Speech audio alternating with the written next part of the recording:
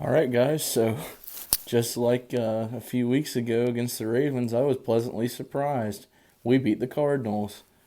And after a loss to the Texans, after beating the Ravens, didn't really make sense. And this game didn't really make any sense either. So, we'll start with the obvious. Cam, not a good game.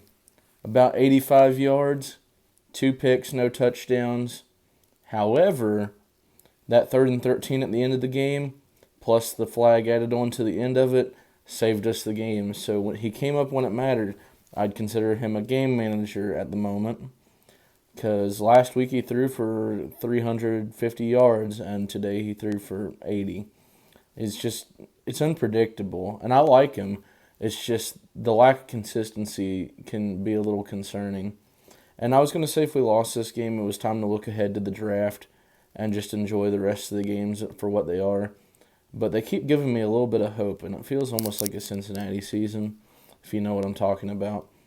But 5-6 now, I mean, there's still hope there. We'd probably get the last seed and have to face someone like Kansas City or Pittsburgh, and that wouldn't be the most favorable matchup. But even with what we had, we almost beat the Chiefs at Arrowhead earlier this year with Hoyer and Stidham having a really bad day, and it still came down to the last 5-6 minutes. Anyways, the defense played pretty great yesterday, other than maybe a drive or two. Had a slow start, but once they settled in, I mean, they only allowed 17 points to Kyler Murray and the Cardinals, who have Larry Fitzgerald didn't play, forgive me.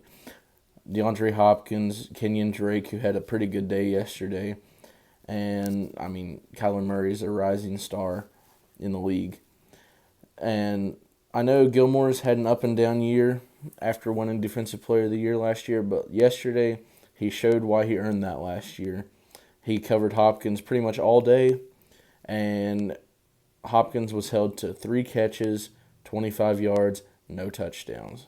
That's almost unheard of when someone has to go up against him, and I think he's the best receiver in the league right now, probably, other than maybe Devontae Adams. But anyways, he was contained pretty well. There were some pretty crappy holding calls on the Pats. I mean, they were well deserved, but they shouldn't have happened.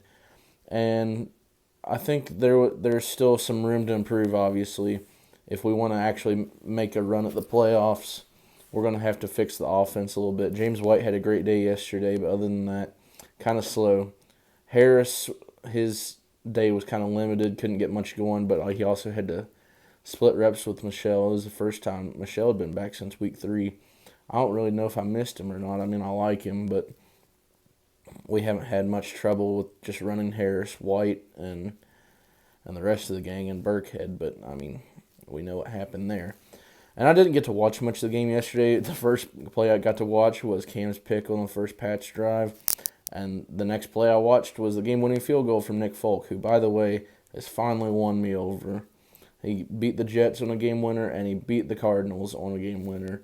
I mean, he's been helping New England with his kicks for years, especially ever since that Tampa Bay game when he kicked for the Buccaneers and missed 3 field goals. That's why I was sad when we signed him.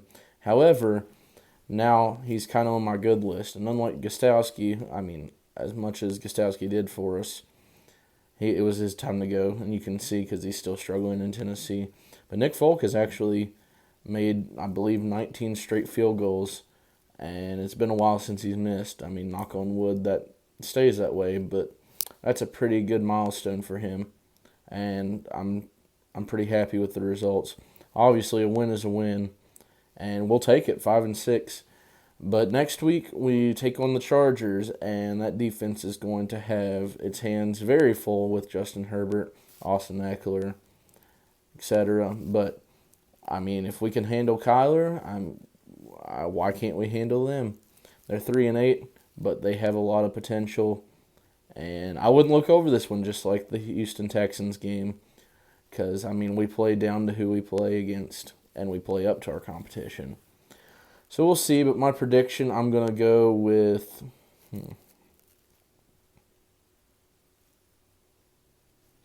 I'm going to go 27-20 New England.